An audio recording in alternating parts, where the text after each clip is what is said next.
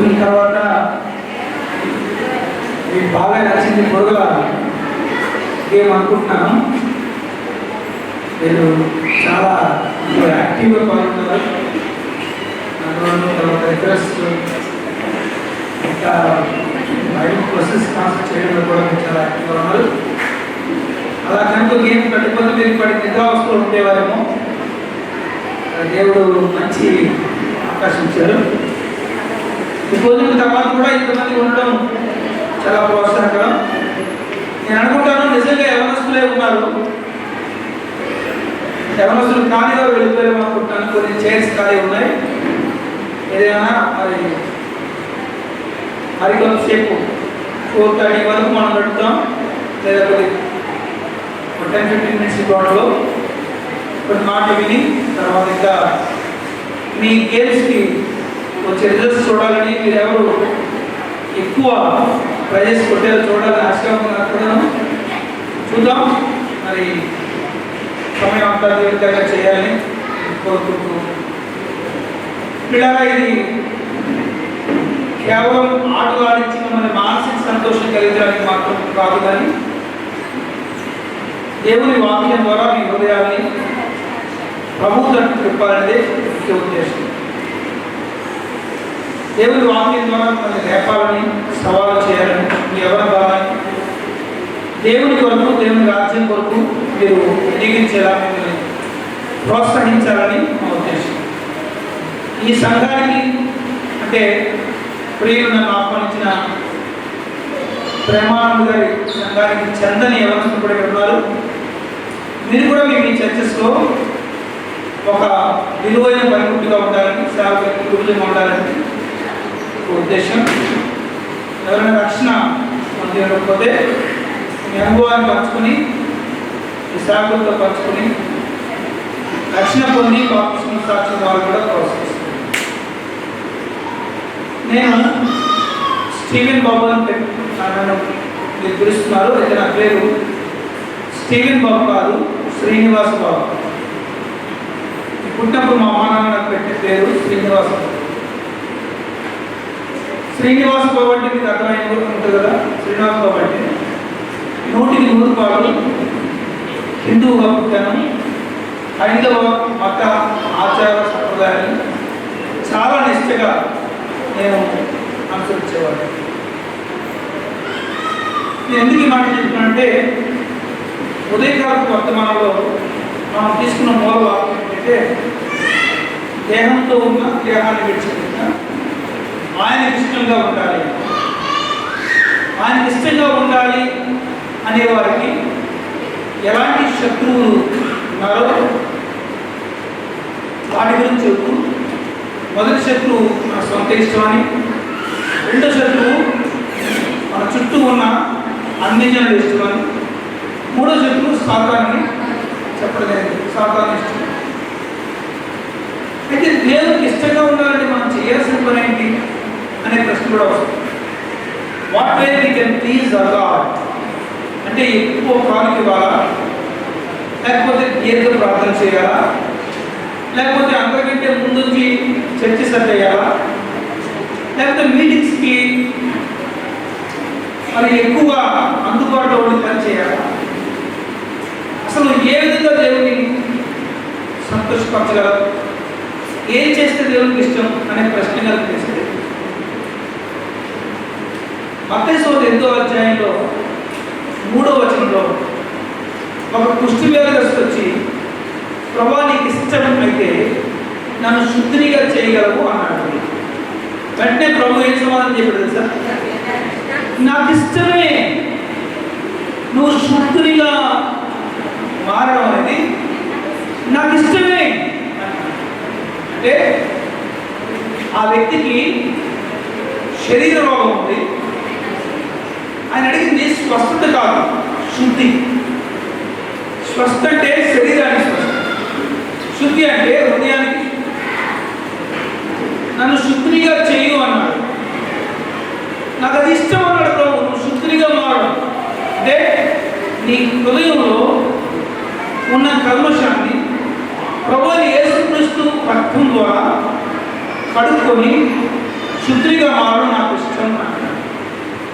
So ప్రభువుని సంతోష పెట్టాలి అంటే నువ్వు చేయాల్సిన మొట్టమొదటి పని ఏంటంటే నీ రోత హృదయాన్ని ప్రభు చూడలే.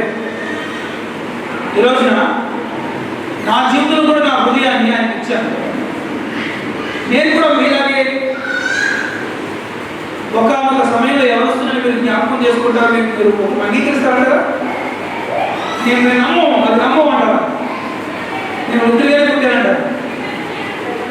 నేను కూడా మీలాగే యమనదశలో నుంచి పెట్టవచ్చు. మీలాంటి జీవితం కంటే ఇంకా నీచమైన జీవితాన్ని జీవించాను. కాబట్టి నన్ను కూడా ఆయన శుద్ధి చేశాడు. ఈరోజు మీరు వెళ్ళే ముందు మీరందరూ రక్షించబడాలని కోరుతున్నాను. దేవుని మాట ఇప్పటికే మీరు రక్షించబడవచ్చు, పడి ఉండొచ్చు, అది చాలా సంతోషకరమైన విషయం. అలాంటి వారు ప్రభు కొరకు జీవించాలి. రక్షణ లేని ప్రతి వారు కూడా తమ హృదయాలను ప్రభుకి సమర్పించాలి. అదే దేవుడికి ఇష్టమైన చర్య. ఇష్టం కాని వారు నశించిపోతారు, ఇష్టమైన వారు దేవుని యొక్క సంపూర్ణ ఆశీర్వాదాలు. నేను చాలా విషయాలు చెప్పాలి, నా హృదయం ఉంది, కానీ నా సమయాన్ని గమనించుకుంటేనే నేను కొన్ని మాట్లాడుతాను. నేను ప్రభువులోకి రాకముందు 2 రకాలైన మిశ్రమ జీవితాన్ని జీవించాను. ఎలా అంటే నా మట్టుకు నేను మా ఇంట్లో పుట్టి పెరిగిన వాతావరణం బట్టి చాలా తీవ్రమైన రీతిలో విగ్రహాలను చేశాను. మా అమ్మగారు వేకులు వేసిన వెంటనే తలారా స్నానం చేసి మొహంతా పసుపు రాసుకొని 2,000 రూపాయలు పిల్లలకు కొట్టు పెట్టుకొని కడి మాటి ఆచారాలు చేస్తూ ధూప దీప నైవేద్యాలు, మంగళహారతులు, మంగళధ్వానం చేస్తుంటారు. మీరు నమ్మండి, ప్రామిస్తో చెప్తున్నాను, ఒక్కరోజు కూడా మేము చదువుకోవడానికి ఎర్లీ మార్నింగ్ అలా పెట్టుకోలేదు. ఎందుకంటే మా అమ్మగారు కొట్టే కంటే అలా నడుగుతే ఆ మంగళధ్వని అంటుందని అదే మాకు అంటే కళ్ళు తెరవగానే ఏ దృష్టి కనిపించేదంటే ఆమె మంగళహారం పట్టుకొని మంగళహారం చేసుకోవచ్చు. భక్తి అంటే ఇదే అనుకున్నాను నేను. మా అమ్మగారు చెప్పిన రామాయణ భారత కాలకి మా దేవుడు దేవతలతో గొప్పవారు అనుకున్నాను. మేము శైవులు శివునికి వచ్చేవారు. మేము నా బాల్యంలో శ్రీశైలంలో ఉండేవారు. శ్రీశైలంలో శ్రీ బ్రహ్మరాంబిక మల్లికార్జున స్వామి ఆలయం, అది అష్టాదశ శైవక్షేత్ర పీఠాల్లో ఒక పీఠం. చాలా ప్రఖ్యాతిగాంచిన పుణ్యక్షేత్రంగా పరిగణించింది. ప్రతి ఏడాది ఆ శివరాత్రి రోజు మహా ఉత్సవం చేస్తారు, ప్రమాణ ఉత్సవం. అక్కడికి చాలా మంది భక్తులు వెళ్తారు. కక్షాట్ చేస్తున్నాను, లక్షల మంది వెళ్తారు. ఆ రాత్రి వాళ్ళు పొద్దున చేరు, ఉపవాసం అంటారు. ఆ రాత్రి నిద్రపోరు, జాగరణ అంటారు. శివుని సన్నిధిలో ఉపవాసం ఉండి జాగరణ చేయడం వల్ల వాళ్ళకి ఏదో మేలు జరుగుతుందని వాళ్ళ ఉద్దేశం. అయితే ఆ రాత్రి అర్ధరాత్రి శివరాత్రి రోజున ఒక అద్భుతమైన ఆచారాన్ని అక్కడ ఇప్పటికీ నెరవేరుస్తుంటారని తెలుసుకుంటే మేము ఎందుకు అక్కడ ఉన్నామంటే ఆచారం ఆ నెరవేర్పులో దేవస్థానంలో మాకు ఇచ్చిన బాధ్యత ఏంటో చెప్పడానికి. శ్రీశైలం వెళ్ళి తెలుస్తుంది అంటే అర్ధరాత్రి కాగానే ఉన్నటువంటి లైట్లన్నీ ఆపేస్తారు. ఏది విమానంగా పట్టపగలో వెళ్తున్న ఫ్లడ్ లైట్స్ అని ఆగిపోయేసరికి అసలే అమావాస్యలో కన్ను పొడుచుకున్న కానరాని కంటే చీకటి అక్కడ వ్యాపించి ఉంటుంది. కాబట్టి ఆ చిన్న చీకట్లో అందరూ వాళ్ళు ఎక్కడున్నారో ఏ పనులు చేస్తారని ఆపేసి అందరూ చీకట్లో దేవాలయం దగ్గరికి వస్తారు. ఎందుకంటే ఆ చీకట్లో అక్కడ దేవస్థానం దగ్గర ఒక యవ్వన కుర్రాడు ఒంటి మీద నూనెతో కూడా లేకుండా దిగంబరంగా మారి ఆ గుడి గోడల మీదకి ఒక బల్లి ఎగురాడినట్టుగా ఎగురాడుతూ ఉంటాడు. చాలామంది ఆ వ్యక్తిని చూడాలని టార్చ్ లైట్ వేస్తారు, కానీ ఆ వ్యక్తి ఆ టార్చ్ లైట్ వెలుగులో కనబడకుండా శిల్పాలతో నక్కి ఆ దేవాలయ శిఖరం మీదకి వస్తాడు. వచ్చి తన చేతితో స్వయంగా తీసుకున్న పట్టు పీతాంబరం అంటారు. ఈ పట్టు వస్త్రంతో ఆ గుడి గోడల మీద ఉండే నంది విగ్రహాలకు పాత వస్త్రాన్ని తీసి కొత్త వస్త్రాన్ని అలంకరిస్తారు. శుభ్రపరచు. అలా ఎక్కి ఎవరికి కనపడకుండా దిగితే దేశానికి సుభిక్షం అని ఒక నమ్మకం. అలాంటి బాధ్యత మా కుటుంబాలకు అప్పగించబడింది. అంటే ప్రతిరోజు పూజకు ముగించిన తర్వాత కనీసం అరిచేయండి అడుగుతున్న పట్టు వస్త్రాన్ని సిద్ధం చేసి ఆ వస్త్రాన్ని ఒక యవనస్తుడు మాలో యవనస్తుడు ఎవరైనా ఒప్పుడు చేసుకుని గుడిపైకి ఎక్కి దాన్ని కట్టాలి. అలాంటి కుటుంబ నేపథ్యం చేశాను. నాకు బాగా బోధిస్తుంటే రామాయణం, భారతం, భాగవతం, భగవద్గీత ఇలాంటివన్నీ చదవడం అలవాటు చేస్తున్నాను. ఉపనిషత్తులు చదవడం, తర్వాత శాంతి మంత్రాలు అంతా వేస్తూ బలి వేయడం అలా చేస్తుంటాను. నా ఇంటి పిల్లలు చాలామంది బయట క్రికెట్, కర్ర బిళ్ళ, గోలికాయలు ఆడుకుంటే నేను మాత్రం వేక్కునే లేచి తలాల స్నానం చేసి గుడికి వెళ్ళి అర్చన చేయించుకొని చెవులో పువ్వు చేతిలో పువ్వు చెప్పుకుంటూ వస్తుంటారు. వీధిలో వాళ్ళు మురిసిపోయేవారు. మా బాబు ఇప్పుడు తెలుసావా రారా అని చెప్పి ఇలా అని ఇలానే మరి మీ ఊళ్ళో అంటారో తెలియదు. ఎంత మంచి కొడుకు పుట్టేవా, భద్రాలు కొనుక్కో, బాబు పుట్టే కొనుక్కోగలని వాళ్ళ అబ్బాయిని తిట్టడం, నన్ను కొట్టడం అలా ఏ ఆంటీ బాగా ఊరుకుంది, ఆంటీ ఇంటికి వెళ్ళి కూరగాయ ఇచ్చేవాడిని. ఎందుకు నన్ను పొగడాలి, నన్ను తిట్టాలి. నేను చాలా మంచోడు, చాలా బుద్ధిమంతుడు, చాలా తెలియనుడు అని ఆడవాళ్ళు చెప్పుకుంటే ఆ మాట గాలి లేక నా చెరువు పడుతుంటే ఉద్యోగాలు గదిలేక ఊరి కలుపుకోలేదు. నేను చాలా మంచోడు అంట శవ అనుకునేవాడు. నా మటుకు నేను మంచితనం అనే ముసుగులో ఉన్నాను. అందరూ నన్ను చూసి పుడితే ఇలాంటి కొడుకు పుట్టాలని మా అమ్మ పొగడటం నిజంగా నేను మంచోడు అనుకున్నాను. కానీ అసలు విషయం ఏంటి చెప్పంటారా? మంచోడు సంగతి మాంసంతో తెలుస్తే నువ్వు సామె చెప్పినట్టు ప్రతి మనిషి పాపం చేయకుండా ఉండలేడు. అడిలో ఉన్న నైజమే. నేను చాలా కాలం నిజంగానే సిగరెట్లు, బీడి, చుట్ట, పాన్పర ఇలాంటివి చేతితో ముట్టుకోవడం కాదు, కళ్ళతో చూస్తేనే పాపం అన్నట్టే పెరిగాము. అనవసర గొడవలు వెళ్ళలేదు, అబద్ధాలు ఆడలేదు, దుర్భాషలు మాట్లాడలేదు, పూజలు, వ్రతాలు, నోములు ఇలాంటి వాతావరణంలో ఉన్నాం. తల వంచితే తల పెట్టేవాడి కాదు. కానీ నేను టీనేజ్లో పడ్డాను. టీనేజ్లో ఎట్టి తెలుసుకోలేదు, ప్రతి ఒక్కరు అది సుధారుతారు. ఆడవాళ్ళకి టీనేజ్ వస్తే ఎలా ఉంటుందో తెలియదు, మనం మగాలి కాబట్టి. మగాళ్ళకి టీనేజ్ వస్తే ఎలా ఉంటుందో వాళ్ళకి తెలియదు, వాళ్ళు అవ్వాలి కాబట్టి.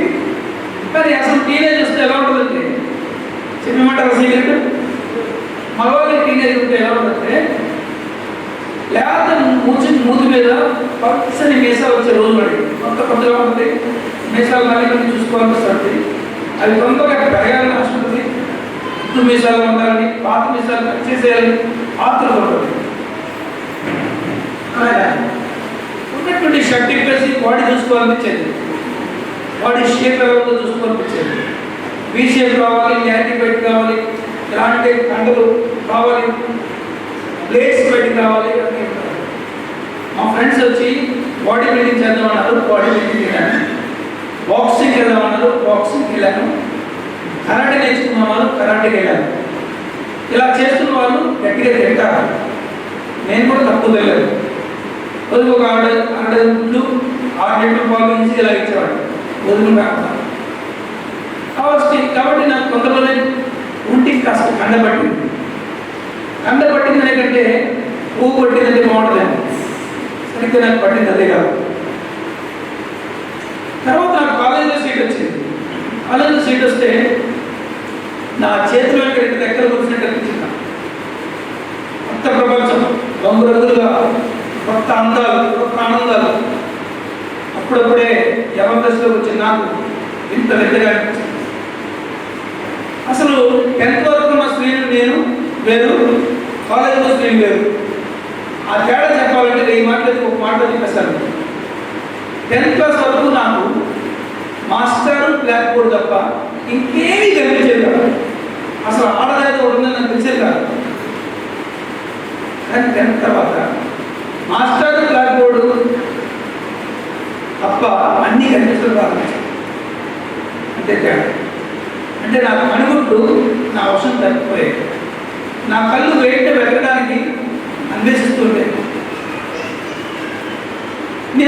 వచ్చి పడుకున్నా సరే నిద్ర పట్టేది కాదు. ప్రతిరోజు జ్వరం వచ్చేసింది, ఒంటికి కాదు మనసు. కళ్ళు మూసుకున్న అమ్మాయి నవ్వుతుండేవారు, కనుక మాటను తాగి వాళ్ళ నవ్వుని ప్రతిధ్వనించేది, ఒళ్ళు వేడెక్కిపోయేది. అదేం చెప్పో తెలియదు, కళ్ళు మూసినా తెలిసిన అమ్మాయి గురించేవారు. మరి కంటికి ఏదో తప్పు చెప్పొచ్చిందో అని అతనంతా ఆలోచించి ప్రేమలకు రాయడం, ఒక అమ్మాయికి ఇవ్వడం. మరుసటి రోజు తర్వాత మళ్ళీ ఆలోచించి ఇంకో ప్రేమలకు రాయడం, ఇంకో అమ్మాయికి వెళ్ళి సేవ్ చేయడం.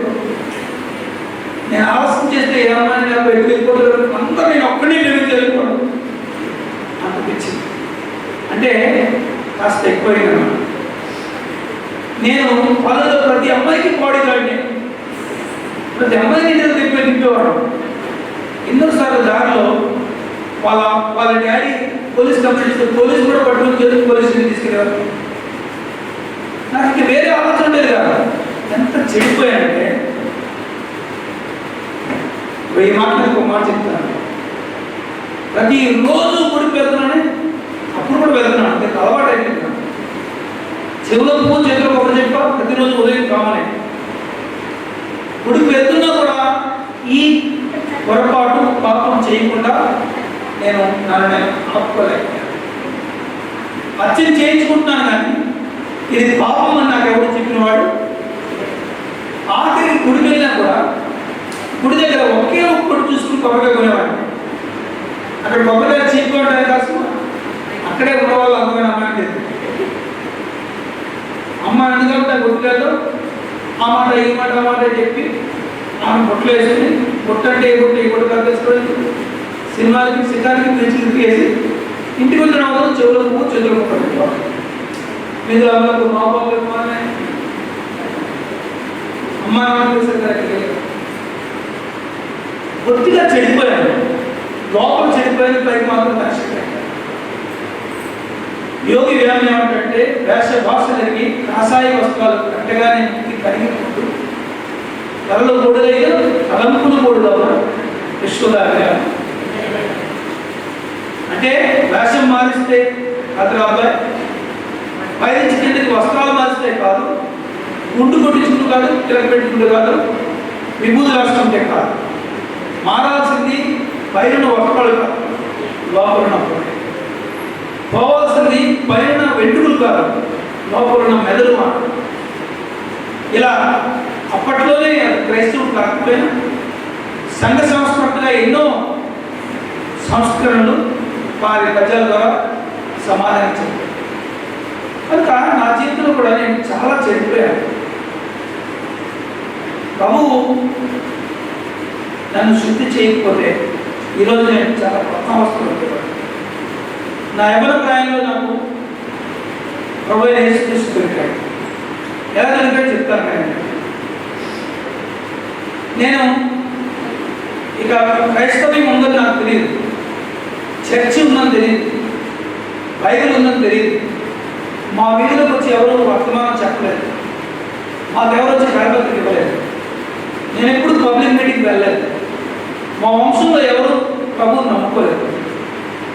అయితే మొట్టమొదటిసారి క్రైస్తవులు నేను నా 14వ ఏట చూశాను. 10-15 మంది ఆడవాళ్ళు చర్చికి వెళ్తున్నారు. నేను నా ఫ్రెండ్ నడిచి వెళ్తున్నాను. వాళ్ళు చూడగానే ఒకసారి గుడి కట్టుకున్నాను. ఎందుకంటే ఎంతమంది ఆడవాళ్ళ భక్తులు ఒకేసారి గుడికి మనం చచ్చిపోయాడు కర్మ. ఎందుకంటే వాళ్ళ ముందు గుడ్డు లేదు. ఆ మాట చెప్తే మా ఫ్రెండ్ అన్నాడు, గుర్తుకు మాట్లాడతాం, వాళ్ళ భక్తులు గుమ్మడికాయలు విషయం ఇంట్లో ఉన్నారన్నాడు. గుమ్మడికాయల భక్తులు ఉంటే ఎందులో కొట్టలేకపోతుంది, నువ్వు ఆచార సంస్థలు సంప్రదాయం వద్దు అన్నాడు. నీకు తెలియదా క్రైస్తవం ఎలా క్రిస్తాని వాళ్ళు అంటారు కదా, ఇండియా క్రిస్తాని వాళ్ళ అన్నా. అదే అల్లుడు అల్లుడు అల్లుడు అంటారు కదా ఇండియా. అప్పుడు నాకు తెలియదు. ఎవడో చచ్చినట్టు రోజు ఏడుస్తుంటారా వీళ్ళు అన్నాడు. మనిషి నమ్ముతారా వీళ్ళు, మనిషి ఏసులో నిలగా నమ్ముకుంటాడు, వాడిని నమ్ముతారా అన్నాడు.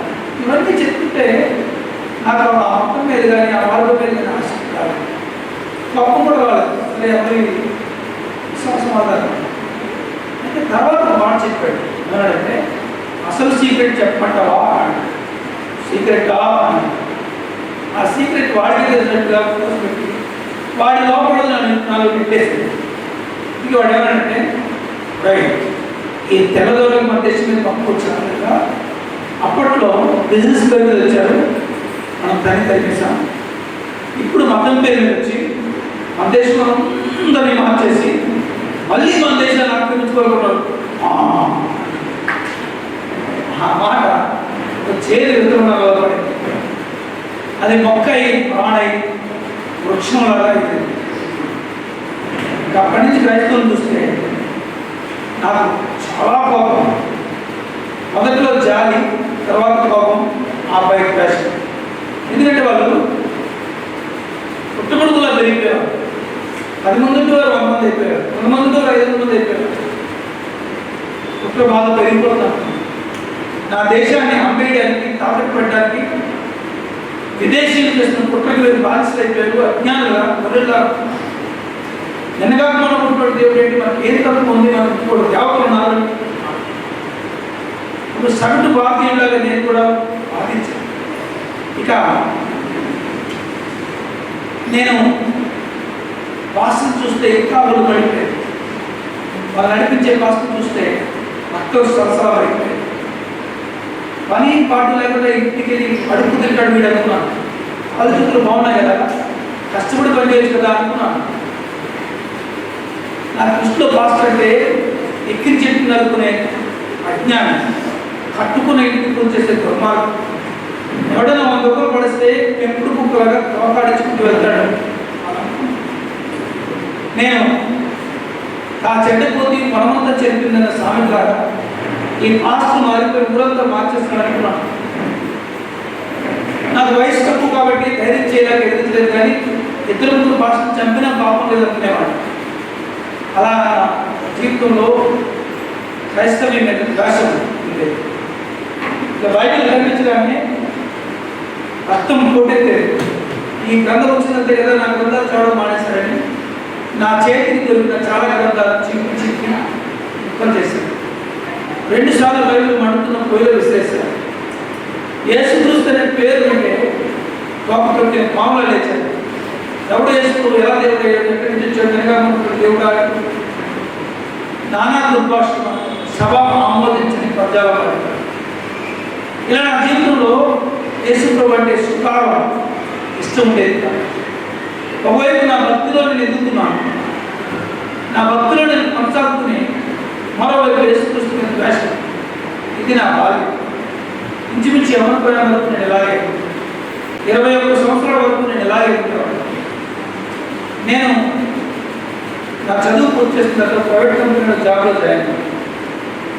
నేను ఎప్పుడైతే కాలేజ్కి వెళ్ళిన తర్వాత కరాటే నేర్చుకున్నాను, ధైర్యం పెరిగింది.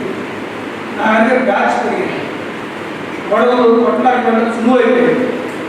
అప్పుడు పాస్టర్స్ మీద ఈజీగా అటాక్ చేసే అవకాశం ఉంటుంది. నేను మనసులో ఒక నిర్ణయం తీసుకున్నాను, ఎవరో వచ్చి నా దేశపు హైందవ భక్తిని కాపాడాల్సిన క్రమేణి ఆ ఉద్యమానికి నేనే ఎందుకు నాయకుడు కాకూడదు.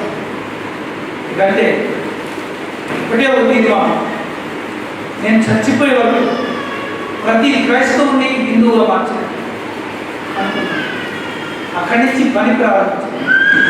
క్రైస్తవులకు వెళ్ళడం, వాళ్ళతో ఆర్గ్యుమెంట్ పెట్టుకోవడం, హిందూ మత ఔన్నత్యం గురించి చెప్పడం, వాళ్ళ బతులు విసిరేసి మళ్ళీ హిందువుగా మారిపోతే సంతోషం. ఇది నా చర్య. నా ఊపిరి ఆగిపోయేవారికి ఎలాగే జీవించాలనుకున్నాను. ఇది నేను తీసుకున్నాను. అయితే కొంతకాలం తర్వాత నాకు అనిపించింది, ఎంతకాలం క్రైస్తవులు విశ్వాసం మారుస్తాను, కొడితే ఏను ఉపస్థానం పడ్డారు అనుకుంటూ నా ఫోకస్ పాస్టర్స్ మీద పెట్టాను. ఒక పాస్టర్ మార్చేస్తే కొన్ని 100 మంది చనిపోగలుగుతున్నాను. ఒక్కో పాస్టర్ని 4-5 బ్రాంచ్లు ఉంటాయి అనుకున్నాను. కష్టమైన పాస్టర్స్ మార్చేస్తే చాలామంది క్రైస్తవులు రారు. అంతే, అప్పటి నుంచి ఒకటే ఆశ, ఎవడైనా పాస్టర్ దొరకాలి, చదివారు, నా తడగ చూపిస్తాను చూసాడు. అలా వెతుకుతూ తిరుగుతున్నా దేవుడు ఒక అమూల్య అవకాశం ఇచ్చాడు. కర్ర వంపు పోయి చూస్తే సాట, ప్రతి మూర్ఖుడు వంపును దేవుడు తెలుస్తాడు. నాకు కూడా సరైన సేవకుని నాకు పరిచయం చేశాడు. ఇది కర్ణాటక రాష్ట్రంలో బెంగళూరుకి సుమారు 500 కిలోమీటర్ల దూరంలో ఉన్న దాండేలి అనే ప్రాంతంలో జరిగింది. అక్కడ నేను ప్రైవేట్ కంపెనీకి జాబ్కి వెళ్ళాను. స్టేట్ లాడ్జ్లో ఉండేవాడిని. ఒకరోజు స్నానం చేసి ఆఫీస్కి వెళ్ళడానికి ముందు లోపలికి చూస్తే సోప్ అయిపోయిందని సోప్ కొనుక్కుందామని లాడ్జ్ మెట్లు దిగి రోడ్డు దాటి పాల్సర్ దగ్గరికి వెళ్ళాను. అక్కడ లోపల తెలుగు మాట వినిపిస్తున్నాను. కన్నడ మాట్లాడే వాళ్ళు తెలుగు నడవాలని ప్రయత్నం చేసుకున్నా దగ్గరికి వెళ్ళాను. దగ్గరికి వెళ్ళి చూస్తుంది కదా లోపల ఉన్నవాడు ఫాస్ట్. నేను దగ్గరికి వెళ్ళేసరికి ఏసు చూస్తాను తగ్గి ప్రభు అంటాడు. నాకు ఒళ్ళు మండిపోయింది. రామేశ్వరం వెళ్ళిన శరీరం తప్ప ఇక్కడ కూడా ఎక్కడ వెళ్తున్నాను. ఇలాంటి సో ప్రభు అనుకుని 4 అడుగులు కాకెక్కేశాను. సడన్గా గుర్తొచ్చింది ఒక పాస్టర్ ఒంటరిగా దొరికితే అలాగే చూపిస్తాను కదా. వెంటనే ఈరోజు ఆఫీస్ పెట్టేస్తాను ఫోన్ చేసి ఈ పాస్టర్ అంతా చూస్తాను. ఒక అగ్నిపర్వతం బదలవడానికి సిద్ధంగా ఉందామన్నట్టు ఉంది. నాకు చాలా సీరియస్గా వెళ్ళిపోయాను. నీతో మాట్లాడమని రెండింటి కూర్చోండి అన్నాడు. నేను చాలా సీరియస్గా చాలా స్మూత్గా చెప్పాడు. నేను కూడా నన్ను చూసి పాస్టర్ భయపడ్డాడు. కాస్త ధైర్యం వచ్చింది. యుద్ధానికి వెళ్ళే ముందు శత్రువులకు అంచనా వేస్తాం కదా మనం. నేను కూడా ఒక బుక్ వేసాను పాస్టర్ గారు. నిజం చెప్పొద్దు, పాస్టర్ ఎలా ఉన్నాడంటే అలా బాధ్యతమంలో ఉన్నాడు. బాగా ఒక్క టిక్కర్గా తుమ్మూతుగా ఉన్నాడు. నేనే పెట్టను. ఇక పాస్టర్ యొక్క చదువు అంచనా వేశాను. చదివితే 7 చదువుతాడు అంతే. నేనే పెట్టను. తెలుగు భాష పాండిత్యం ఎలా ఉందో చూశాను. కన్నడవాడు కాబట్టి తెలుగు ఎక్కువ మాట్లాడతాను. నేనే పెట్టను. ఎప్పుడైతే 3 విషయాల్లో నాదే పరిచయం అనిపించిందో లోపల నుంచి రెచ్చిపో సౌండ్ వస్తుంది. ప్రొసీడ్ అని వస్తుంది సౌండ్. దాదాపుగా ఖాయమైపోయింది. ఇక తప్పుగా మంచి బొడిగారు కనుక ఎలాంటి భాష కొట్టి చాలా సులువు అనుకున్నాను. ఆయన మధ్యలో కూర్చుంటాడు కదా అంటున్నాడే.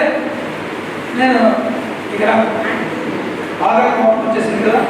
ఏంటి ఆయన కూర్చోడు అన్నంగా కడితే మంచిగా కష్టం సిగ్గులేదా వాటిని పుట్టి వాటిని తాగి వాటిని కట్టించి వాటిని కూడాడుకుని వాటిని తిరిగి కూడా నేను దేవుడు సిగ్గులేదు. ఏం తప్ప దేవుడు ఉన్నారు వాళ్ళ చాలా ఎవడో గ్రంథంలో ఏమో పడుతుంది చెప్పులు సిగ్గులేదా అని గట్టి కలుస్తున్నాను. అప్పుడు అర్థం కాదు ఆయనకి. స్తవాలకై గొడవని మాట్లాడుకుంటూ తెలుసుకున్నాం కదా అంటాడు ఆయన. చూసి భయపడ్డాడు అన్నమాట. గేరు టాప్ వెళ్ళాను. ఇప్పుడైతే బతికడే వస్తుంది. ఏం బతుకే నీకు బతుకు అడుగు తింటావు వీళ్ళు పడి నీ పిల్లలు అడుగు తినేస్తాను. ఎవడి తిండి కదా సిగ్గుపడదయా నాకు ఏం తెలుసు. పెద్దలు బయట జ్ఞాపకాలు ఏదో కూపస్త మండుకోండి నూతులో కప్ప నూతులో నుయ్యి ప్రాబ్లం ఫీల్ అయిపోతాడు. మీరు ఏదో బయట జ్ఞాపకాలు ఏం తెలుసు బాగుంది కదా పెద్దలు కదా విద్యార్థులు ఏం తెలుసు. అరుస్తున్నాను గట్టిగా నాన్ స్టాప్. ఇలా నా వాక్ ప్రవాహాన్ని ఆనకట్ట కట్టాలనుకున్నాను తెలియదు కానీ నా నోటికి ఒక కాలంగా పెట్టాలనుకున్నాను తెలియదు కానీ తక్కువ మాట్లాడి చదువుకున్న కూర్చోలేదు. ఏమన్నా తెలుసా పెట్టేసుకుంటున్నారు. అసలు వాళ్ళు ఎవరు దేవుడు కాదు అని నేను చెప్పడం కాదు. నీ నోటితో చెప్పిస్తారు తెలియదుగా వాట్ అదిరిపడు. నేను కూర్చుని దేవుళ్ళే కాదు అని చెప్పడమే ఒక సాహసం. పైగా నాడు చూపిస్తావా మన వాడు వరకు అనుకున్నాను. ఇక అలా ఎప్పుడు నాకు ఎవరు అవ్వలేదు. ఆయన నేను చెప్పండి మీరు చెప్తాను అంతే కదా పడలేదు కదా. అప్పుడు ఎడగొచ్చింది ఈయనైతే నన్ను అడగవేంటి అనుకున్నాను. లోపల అతిశయకరం ఉంది కాబట్టి మనసులో అడుగుకో అనుకుని 5 సంవత్సరాల కోసం అడుగు అని కూర్చుంది. అంతే అలా కూర్చోడం తెలిసింది. తర్వాత సుమారు 2 గంటల సేపు ఆర్గ్యుమెంట్ చేయడం. అయితే ఆ ఆర్గ్యుమెంట్లో నా లైఫ్లో ఎప్పుడు దేన్ని కొనసాగుతుంది నాకు తెలుసు. అసలు ఆఫ్టర్ ఆల్ ఏదైనా చదివి ఈయనేంటి అనుకున్నానే. ఆయన అడిగిన ప్రశ్నలో ఉదాహరణ కూడా సమాధానం సరిగ్గా చెప్పలేక బాధించుకోవాల్సింది నాకు తెలియదు. ఆ రోజు నాకు కేంద్ర నాడీ పండుగ వ్యవస్థలో ఉన్న చచ్చుబడిపోయిన ఆలోచనలు నిద్ర మేలుకొని ఆరోగ్యంగా ప్రారంభించాను. ఆ రోజు నా కళ్ళ మీద 2 పొరలు రాలిపోయాయి. ఆ రోజు నా గదిలో చీకటి నన్ను వదిలి మారిపోయింది. ఆ రోజు ఆయన నా గ్రంథాల్లో నుంచి సంగతి ఉటంకిస్తూ ఆయన అడిగిన ప్రశ్న సరైన సమాధానం చెప్పలే. ఇలా గుర్తుకుంటు కదా, నిజం కాదు కదా, ఇలా ఎందుకు జరిగిందని ఆ రోజు ఏడ్చాను. నా చెక్కీలు ఎరిపెక్కాయి. దారుణంగా ఓడిపోతున్న ఉక్రోషం ఒకటి వచ్చేసింది. ఆ రోజు ఆయన చేత ఓడిపోయారు దారుణంగా. ఓడిపోయినా కానీ ఆయన మాట్లాడిన మాటలు నేను వెతున్న మార్గంలో ఒక లోపాలను చూపించి ఈ సర్వ సృష్టికి ఒక సృష్టికర్త ఉన్నాడని, ఆయన లోపరైతుడని, ఆయన పరిశుద్ధుడని, ఆయనను అన్వేషించి తెలుసుకోవడమే మానవ జీవితానికి విధి కర్తవ్యమని ఆయన చెప్పిన మాటలు భక్తిగా ఉన్న నాకు నిజదేవుని వెతకాలనే కాంక్ష తగ్గించింది. ఆ రోజు ఓడిపోయిన నా అన్వేషణ ఈరోజు సత్యదేవుడు లోకలక్ష్మి యేసుక్రీస్తుని నాకు అందించి గొప్ప విజయాన్ని ఇచ్చింది.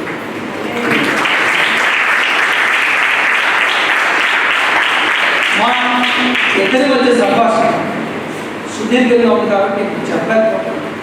కానీ మీరు యూట్యూబ్లో స్టీవెన్ బాబు టెస్టిమనీ అని కొడితే మీకు గంట విడిగున్న ఒక ఆడియో క్లిప్ వస్తుంది. చాలా వస్తాయి, వీడియో ఆడియో అని వస్తుంది. మీరు ఏదైనా చూస్ చేసుకుంటున్నారు. ట్రూత్ మినిస్ట్రీస్ అఫీషియల్ అని అది మా ఛానల్. మీరైతే మీకు అవకాశం ఉంటే ఇష్టం ఉంటే సబ్స్క్రైబ్ చేసుకోండి.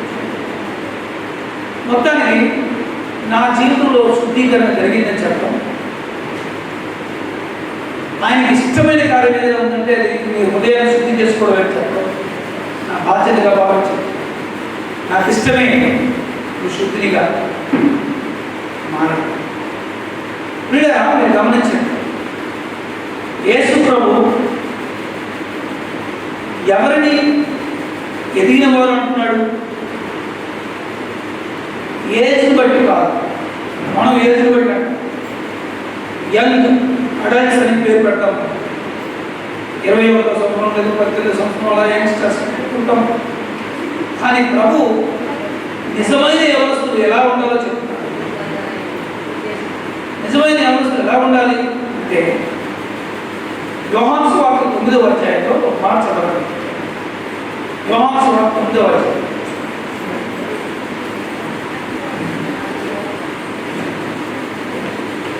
నేను త్వరగానే ముగిస్తాను.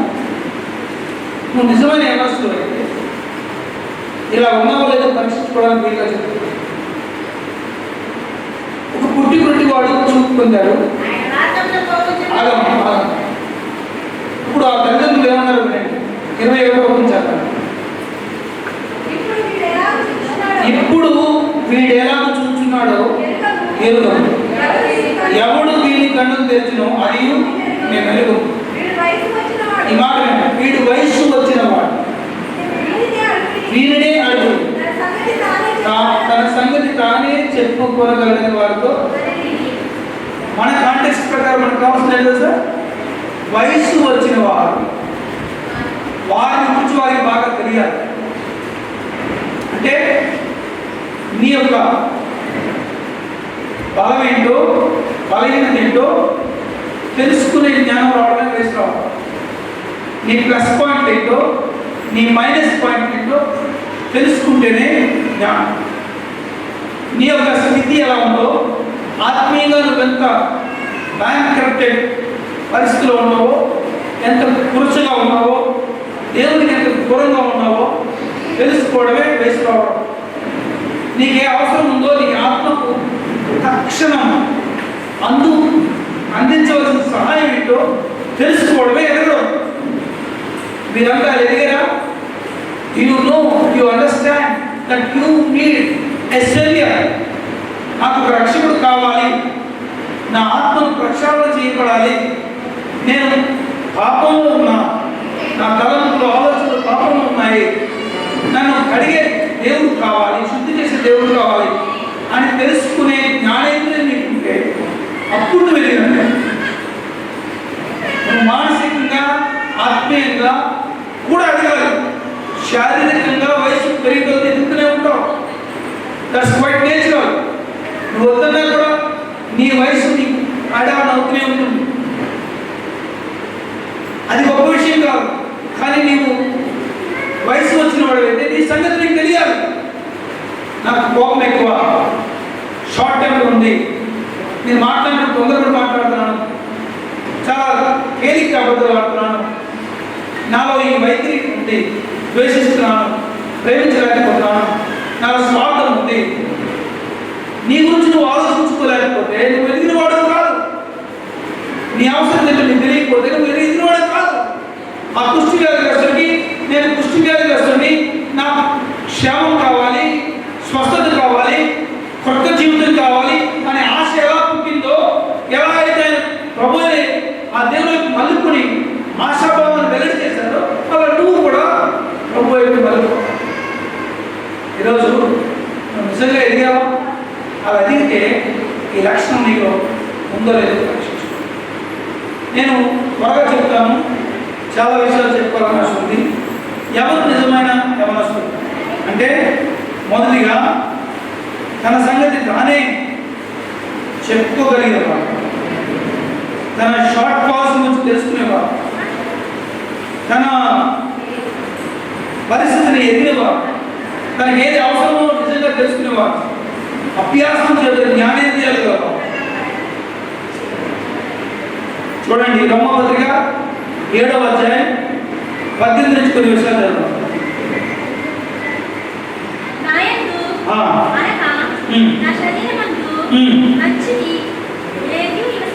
మంచిది ఏది నివసింపదని నేను ఎరుగుదును.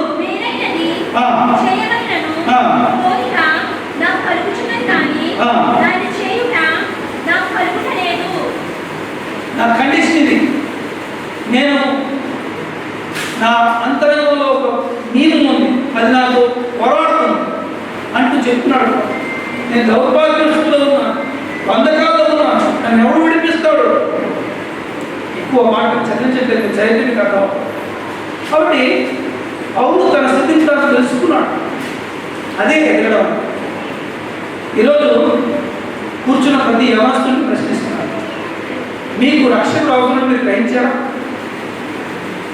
మీరు పాపస్థితిలో ఉన్నారని గ్రహించారా? మీ పాప మురికిని కడగడానికి ఈ లోకంలో యేసు తప్ప వేరెవరూ లేరని తెలుసుకున్నారా? నేను పాపని, ఆయన ఒక్కడే పరిశుద్ధుడు, నా కోసమే రక్తం కార్చాడు, ఆ రక్తంలో తప్ప విమోచన లేదని గ్రహింపు వచ్చిందా?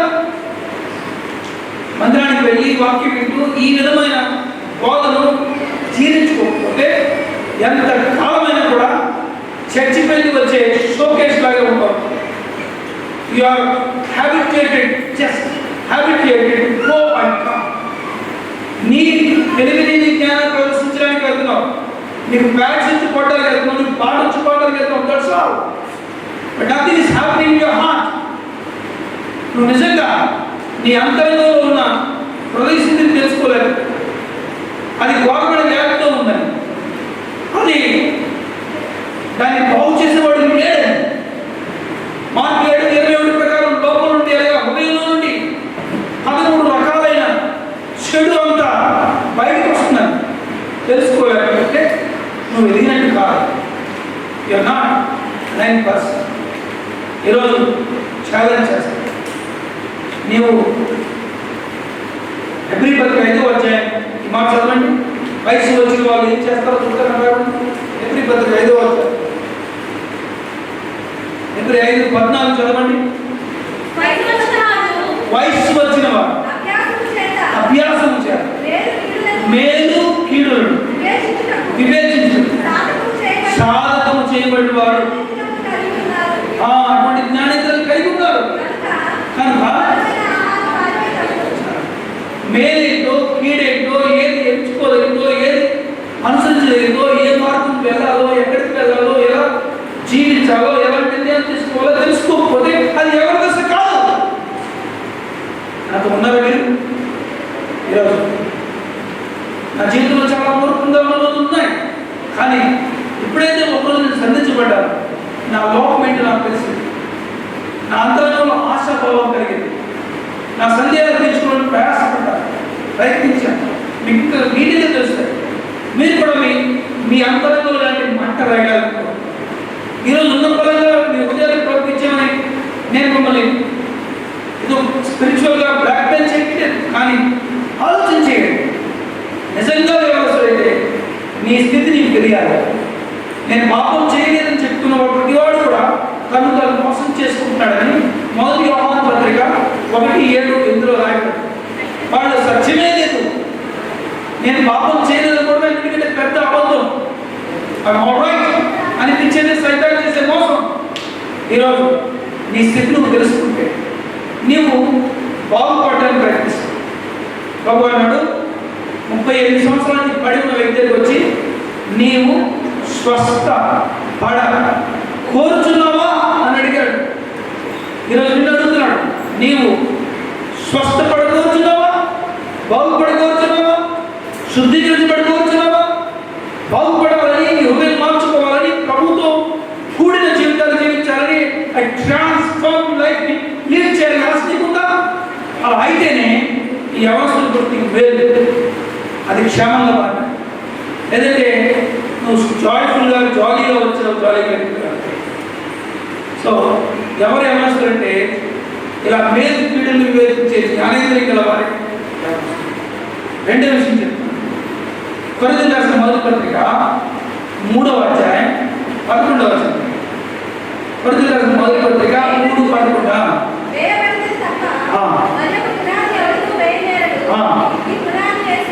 మొదటి కొరింథీ 3:13. మూడో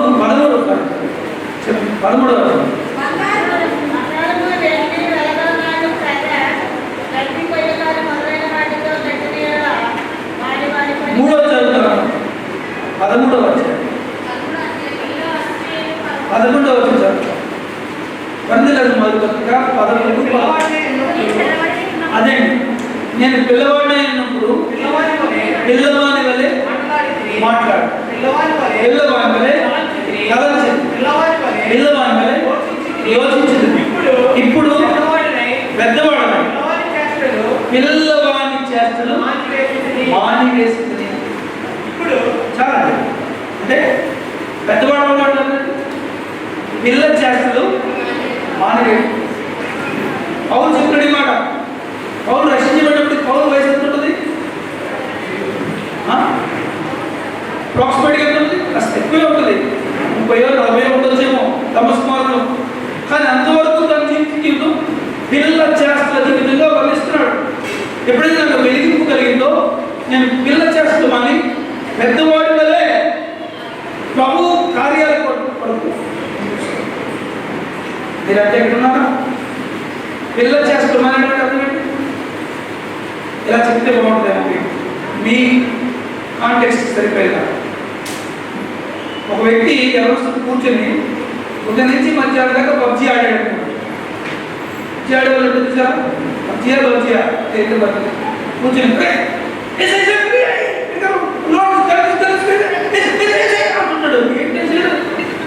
నెట్లో చదివిందేమో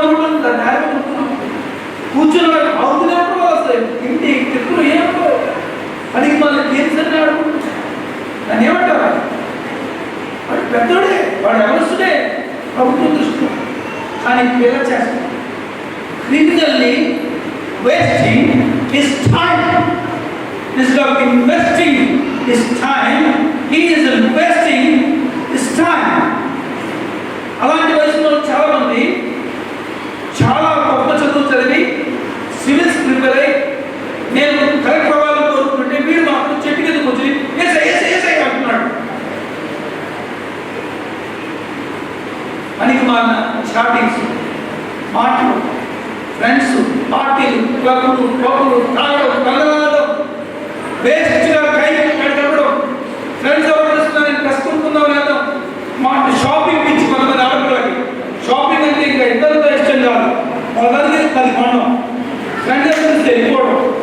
ఎవరైనా లోపల ఐస్ క్రీమ్ ఇస్తారంటే ఐస్ క్రీమ్ కూర్చేస్తుందని పైకి వెళ్ళిపోవడం, చుట్టేసుకుని పారిపోవడం, ఇవన్నీ అనికి మన నీచమైన పనులు. పిల్ల చేస్తూ మానవులు కట్టుదని you have no mental ability at all. నువ్వు పెద్దగా అయ్యావు. ఏదో ఫిజికల్గా కొన్ని మార్పులు జరిగాయి కానీ నువ్వు ఆత్మీయంగా పెద్దగా. కాబట్టి ప్రభు చెప్తున్నాడు, నువ్వు పిల్లవాడిని చేస్తూ మానేయాలి. ఊరికే పనికి మాలకు కూర్చుంటూ టైం అంతా వేస్ట్ చేస్తూ గురి లేకుండా లక్ష్యం లేకుండా సమయం వేస్ట్ చేసుకుని ఇతరుల మీద ఏదో తప్పు నెట్టేసి నా లైఫ్ ఇలా అయిపోవడానికి కారణం వాళ్ళే వీళ్ళే అనుకుంటూ నీ జీవితాన్ని వేస్ట్ చేసుకుంటూ గురిని కలిగి ఉంటావు. That is called grown up life. మీరు అంత ఇక్కడ ఉన్నా రెండు చెప్పాను, మూడో చెప్పాను. అంటే ఎవరు చాలా విషయాలు ఉండొచ్చు, కానీ నేను టైంలో పెట్టుకుంటాను. మూడో విషయం, మనం ఎలా వయసు వస్తే ఎదిగితే ఎలా ఉంటాం. నిర్గమకాండం 2వ అధ్యాయం 11వ వచనం. నిర్గమ 2 మోషే పెద్దవాడే తన జనుల ఎదుకు పోయి వారి భారమును చూచెను. చాలు. పెద్దవాళ్ళు అవడానికి సంకేతం ఏంటి తెలుసా? తన వారి యొక్క భారాన్ని చూడటం. అంటే అమ్మా ఇలా చెప్పండి మన భాష, తల్లిదండ్రుల యొక్క భారాన్ని అర్థం చేసుకునేవాడే ఎదిగినవాడు. ఎటువంటి శ్రమను పొందుతున్నారు, ఎంత కష్టపడి చదివిస్తున్నారు, ఎంత ఖర్చు పెడుతున్నారు, ఎలా ఆ సంపాదన కోసం వాళ్ళు క్రమంలో చదువుతున్నారు తెలుసుకోవాలి. పెద్దవాళ్ళు 4 ఇల్లు పాల్చి పని చేసుకొని ఆ తల్లి కూతురు చదివిస్తుంది. ఆ కూతురు తల్లిని పరిచయం చేయడానికి సిద్ధపడుతుంది. మా వింటున్నారా? ఆ తల్లి డ్రెస్ బాగోలేదని ఫ్రెండ్స్ పరిచయం చేయడానికి సిద్ధపడుతుంది. ఎంత కష్టపడి మీ మమ్మీ డాడీ కష్టపడుతుందో తెలుసుకుంటే ప్రతి పైసా కూడా నువ్వు విలువ తెచ్చేదాన్ని. చాలామంది మీరు నమ్మండి నమ్ముకోండి లేదా ఇక్కడ కూడా అనుకుంటారు, అలాంటి అక్కలో అమ్మలు ఈ పదనాలు వాళ్ళు వంటగది అంటే ఎలా తెలియదు వాళ్ళకి. అంటే తల్లి చేయాలని మమ్మీ చాలా తొందరగా 9 గంటలు వేసుకోవాలి. 9 గంటలు చూసరికి మమ్మల్ని చూస్తూ చేతులు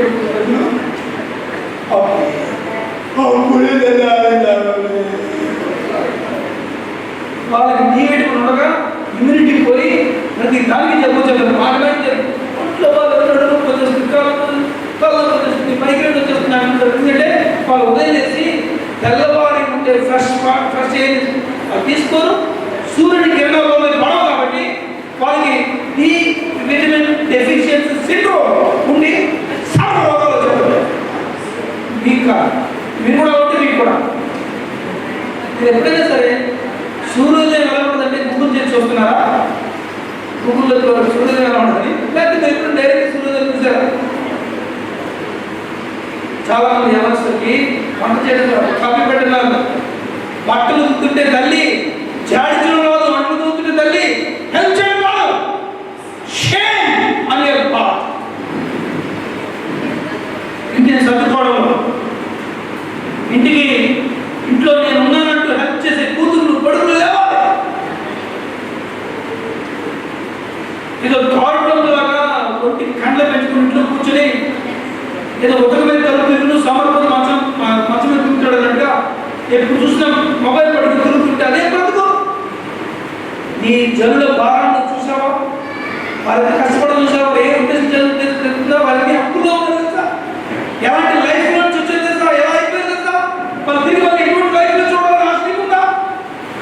సో నిజమైన ఏంటంటే మోసే వెళ్ళి ఇశ్రాయేలు ఎలా కష్టపడుతున్నారో వ్యక్తి చేతుల్లో చూసి స్పందించినట్టు కరిగిపోయినట్టు నువ్వు కూడా నీ ప్రజల కష్టం చూసి నువ్వేం చేయాలో తెలుసుకోవడమే, ఎలా మన హెల్పింగ్ మైండ్ ఎక్స్టెండ్ చేయాలో తెలుసుకోవడమే నిజమైన ఇల్లు. అదే ఏమనుకోవాలి. మీరు అక్కడ అంత ఉన్నారా?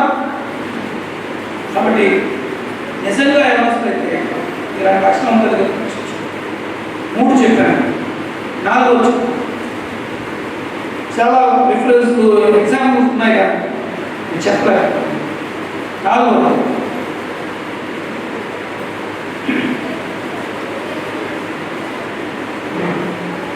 సామెతలు 22వ అధ్యాయం 6వ వచనం.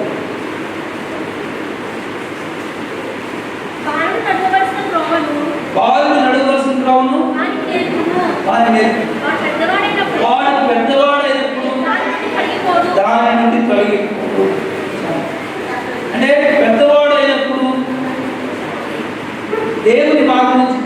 తప్పకుండా ఉండడమే పెద్దరికం. దేవుని మార్గంలో నుంచి తొలగిపోయే వాళ్ళంతా కూడా ఎదిగినట్టు వాళ్ళకి జ్ఞానం ఇంకా. కాబట్టి దేవుని మార్గం తెలుసుకున్న తర్వాత ఆ మార్గాన్ని హత్తుకొని జీవిస్తుంటేనే పెద్దవాడు. వాడు పెద్దవాడు అయ్యేప్పుడు దానిలో నుండి తొలగి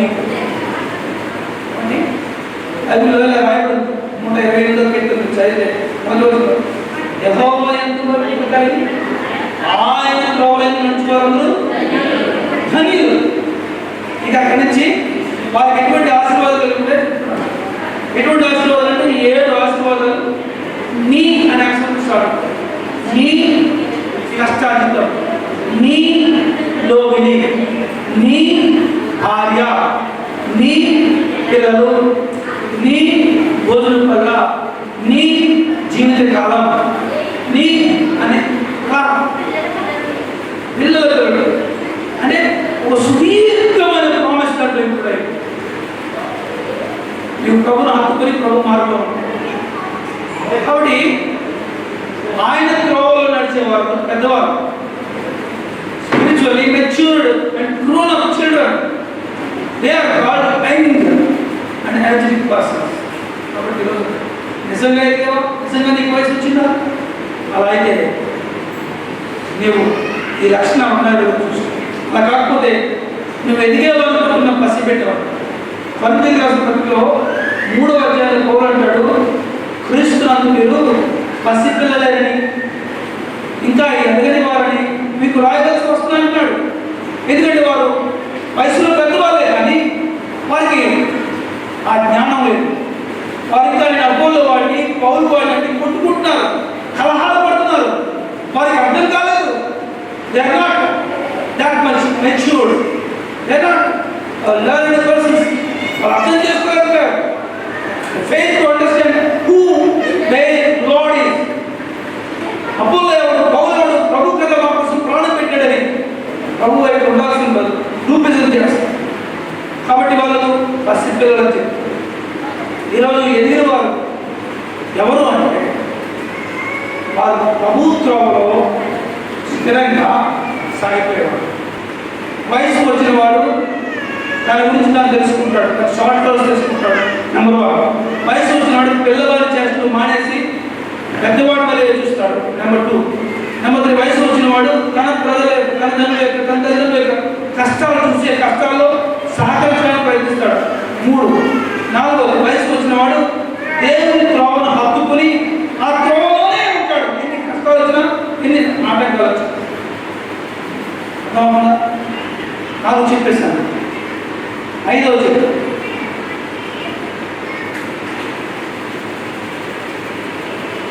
6వ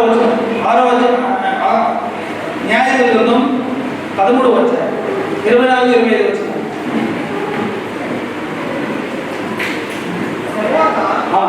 స్త్రీ కుమారుని కని అతనికి సంసోను పేరు పెట్టెను. ఆ బాలుడు ఎదిగినప్పుడు యెహోవా అతనిని ఆశీర్వదించెను. మరియు యెహోవా ఆత్మ యోయాబును ఎష్తాయోలును మధ్యనున్న మహాయజ్ఞానులో అతని రేపుటకు మొదలుపెట్టెను. జాగ్రత్తగా గమనించండి.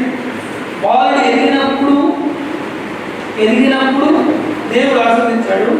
అంతేకాదు దేవుడి ఆత్మ తనని రేపుటకు మొదలు పెట్టాను అన్నాడు. అంటే బాలుడు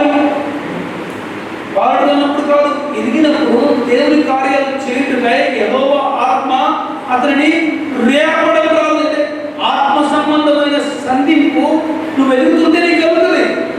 ఆయన అనుగ్రహ ఐశ్వర్యం నిన్ను మానవ స్పందన ప్రేరేపిస్తుంది.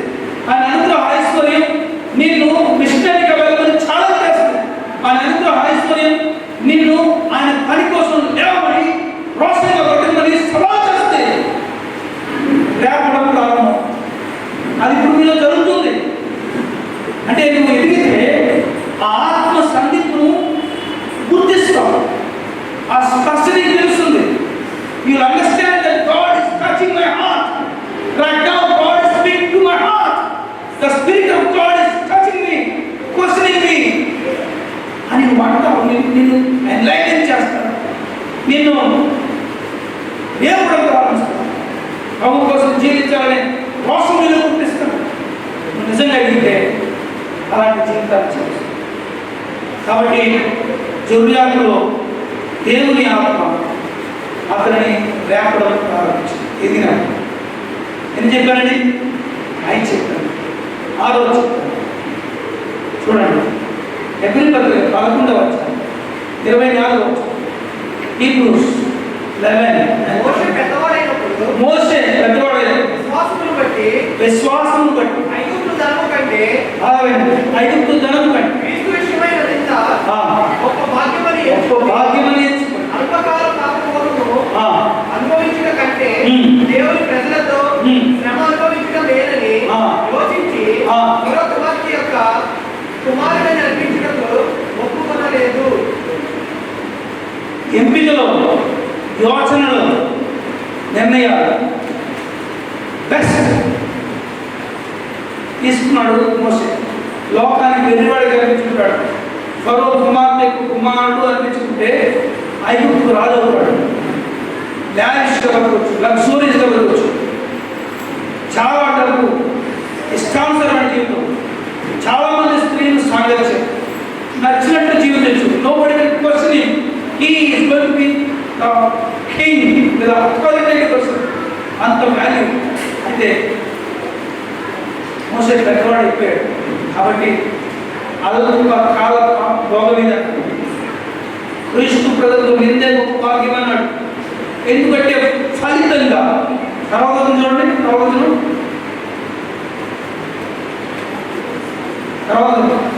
ఎందుకనగా ఫలితంగా కలుగుబోవు బహుమానం మీద దృష్టి ఉంచెను.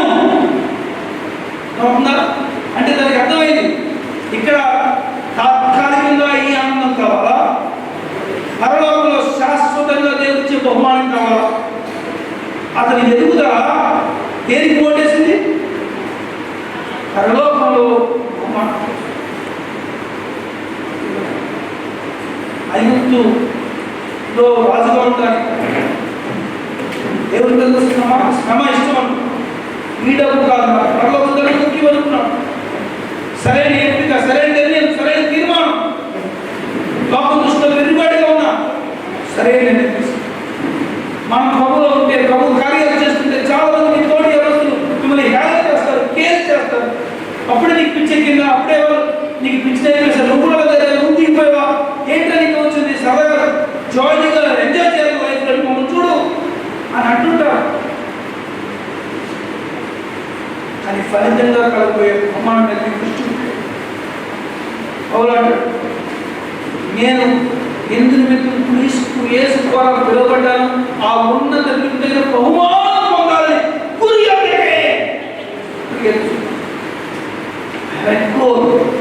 అలాంటి లక్ష్యం ముందుగా తను పెరిగిపోయింది.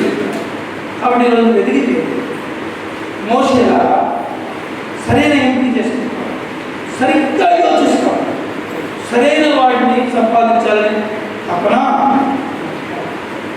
అది నిజమే. ఖచ్చితంగా ఎదిగారనుకుంటున్నాను. యవనస్తులు అనుకుంటూ వచ్చింది వాళ్ళు నిజంగా యవనస్తులు కాకపోతే మార్పు చెందే అవకాశం ఉంది. పశ్చాత్తాపడండి, ప్రభుని అడగండి, ప్రభు కోసం జీవించండి, మీ హృదయాన్ని ప్రభుకి ఇవ్వండి, రక్షణ పొందండి. దేవుని ఆత్మ నేర్పుతున్నట్టుగా మీరు ఆయన కొరకు జీవించండి, ఆయన త్రోవలో ఉండండి, సంఘానికి ప్రయోజనకరంగా, సాగుకు ప్రయోజనకరంగా ఉండండి. That is called a meaningful life, grown up life. And last one, చివరి సమయాల గ్రంథం 3వ అధ్యాయం 19, 20, 21 చదవండి. First Samuel chapter 3. సమూయేలు పెద్దవాడు కాగా యెహోవా అతనికి తోడై ఉన్నందున. సమూయేలు పెద్దవాడు కాగా బాల్యం నుండి ప్రభు మందిరంలో ఉన్నాడు. బాల్యంలోనే ప్రభు స్వామిని కలిగాడు.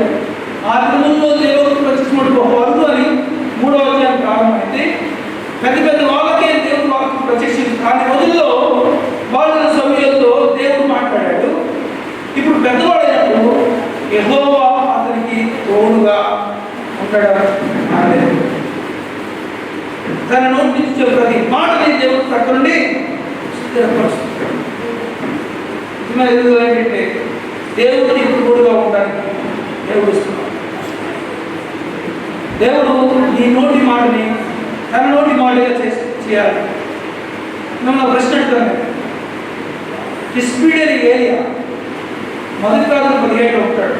ఆ టైం ఇప్పుడు అహాబు చూస్తున్నాడు, ఇలా అన్నాడు, నా మాట చెప్పుకున్న కాక మంచైనా వర్షమైనా ఈ రాజ్యంలో రోజని 3 సంవత్సరాలు చెప్పాడు కదా. అలా చెప్పినప్పుడు దేవుడిని అడిగినట్టుగానే దేవుడు పర్మిషన్ లేదు చెప్పేశాడు. అప్పుడు దేవుడు ఉలికి పడి ఎలా చెప్పావా అయితే నీ మాట నేను ఆర్డర్ చేస్తానని అప్పుడు సృష్టికి ఆజ్ఞయించాడు.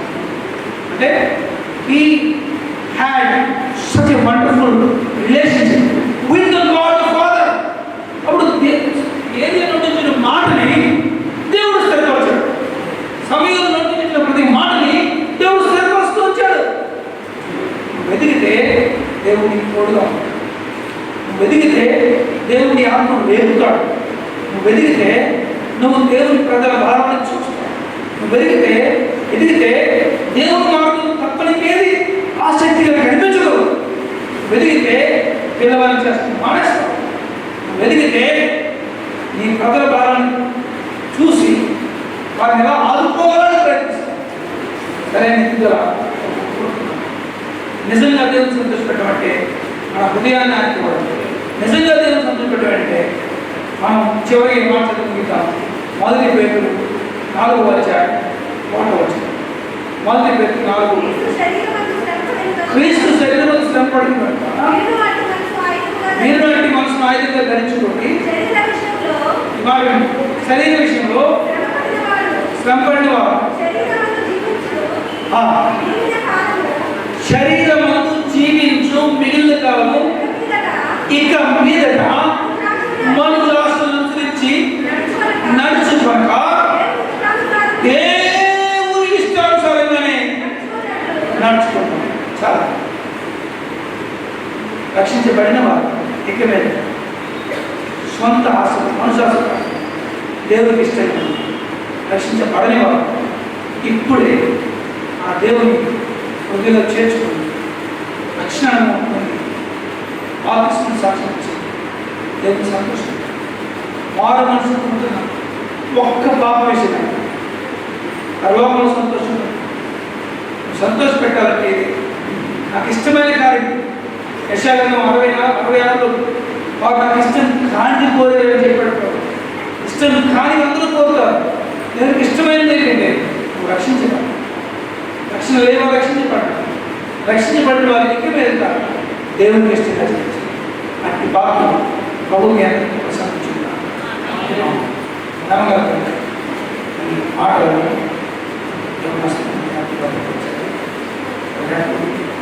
ఆలోచించండి, సంధించండి. రక్షించబడిన ఉరికెత్తించండి.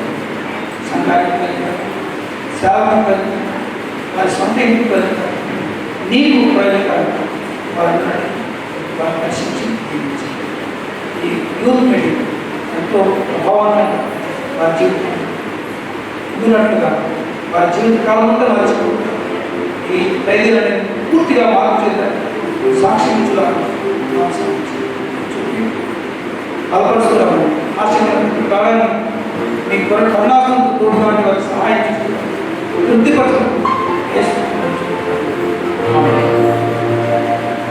మహాపురుషుడు అయిన ప్రేమ కలిగిన మా ప్రియ పరలోకపు తండ్రి, మీ శ్రేష్టమైన ఘనమైన మహోన్నతమైన నామములకు వందనాలు స్తోత్రాలు చెల్లిస్తున్నాం ప్రభా.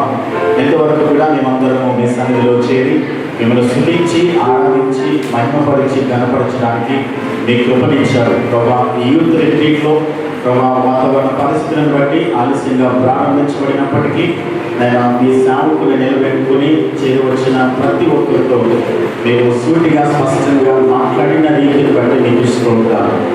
మీ వాక్యము శక్తివంతమైనది, మీ వాక్యము జీవం కలిగినది. మీ వాక్యము తండ్రి నాయన మమ్మల్ని బ్రతికించగలిగినటువంటి శక్తి, జీవము మీ మాటలో ఉంది నాయన. ఈ రోజున కొంతమంది యవన బిడ్డలు ప్రభావ మీ సన్నిధికి వచ్చి మీ వాక్యాన్ని నేర్చుకుని ఆత్మీయంగా మా జీవితాల్లో ఒక ప్రత్యేకమైన నిర్ణయం తీసుకోవడానికి, మా జీవితాన్ని ప్రభావ మీకు ఇష్టం వచ్చినట్లుగా బ్రతకడానికి ప్రభావ ఎంతమంది అయితే తీర్మానించుకున్నారో, ఎంతమంది అయితే వారు ప్రభావ మీ ఎదుట ఒప్పందం చేసుకున్నారో, పరిశుద్ధ ఆత్మదేవ వారిని మీరు బలపరిచి అది మీ చిత్తంలో మీ ఇష్టాన్ని సంపూర్తిగా నెరవేర్చేటువంటి బిడ్డలుగా మీరు బలపరిచి వారిని దీవించి ఆశీర్వదించమని ప్రార్థన చేస్తున్నాం. కుడికి కానీ ఎడమకు కానీ తొలగిపోకుండా వారి యవన జీవితాన్ని సంపూర్ణంగా మీ చేతులకు సమర్పించుకొని మీ చిత్తాన్ని జరిగించినట్టుగా కోరుకునివ్వండి. వాక్యాన్ని అందించిన సేవకుని మీరు ఆశీర్వదించి దీవించిన వారి పరిచయం, వారి కుటుంబాన్ని దీవించమని ప్రార్థిస్తున్నాం. రాజుగారి వారి కుటుంబాన్ని వారి పరిచయం ఆశీర్వదించండి.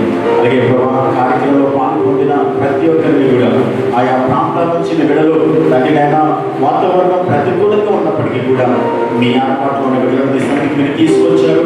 మీ వాక్యాన్ని వారికి వినిపింపజేశారు. వారిని తండ్రి మీరు బలపరిచారని మేము నమ్ముతున్నాం. మీకు స్తోత్రాలు.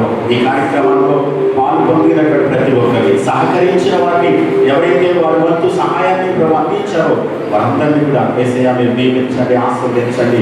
ఇలాంటి అనేకమైన యూత్ రిట్రీట్స్ ప్రభావ మీకు కండక్ట్ చేయడానికి రాబోయే దినాల్లో మీకు ఉపయోగపడి సహాయం చేయండి. ఈ సంఘాన్ని సంఘ సరిహద్దులకు వెళ్ళి సమర్పించండి, దీవించి మరి ప్రార్థన చేస్తుంది. సమస్త చిత్త ప్రకారం జరిగించి మీ నామానికి నన్ను తెలుసుకున్నాడు. మళ్ళీ మీ బిడ్డలందరూ బయలుదేరి వారి వారి గృహాలకు వెళ్తుండగా వారి ప్రయాణాలు క్షేమంగా తీసుకుని వెళ్ళండి. కృపనివ్వండి ప్రభావ. మీ యొక్క శక్తి చేత వారిని మీరు బాధపరిచి నడిపించమని ప్రార్థన చేస్తున్నాం. మీ రాత్రి ఆలస్యమైతే మరొకసారి మేమందరం ఈ విధంగా కలుసుకున్నాం. ఎవరు ప్రార్థించే పని మీ కృపని పంపించమని యేసుక్రీస్తు నామములో ప్రార్థించి వేడుచున్నాను మా తండ్రి.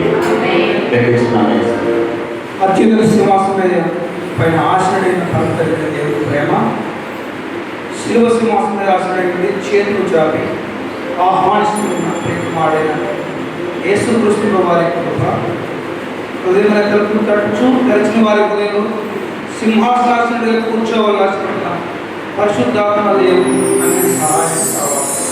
కూడిన మనను యావత్ ప్రపంచంలో సకల పురుషులను ఆయన కట్టిన సార్వత్రిక సంఘానికి, అలాగనే ఈ కార్యక్రమం నిర్వహించిన ప్రేమానంద గారి చర్చ్ మెంబర్స్ అందరికీ, సంఘ కమిటీ, ఆయన దాసుని దాసులు ముఖ్యంగా ఈరోజు వాక్యాన్ని బట్టి తీర్మానించుకొని జీవించాలని, ఈ విష్ణుగా బ్రతకాలని అనేసిన ప్రతి ఒక్కరికి తోడుగా ఉండి సంపూర్ణ ఆశీర్వాదాలు నడిపించింది కాక.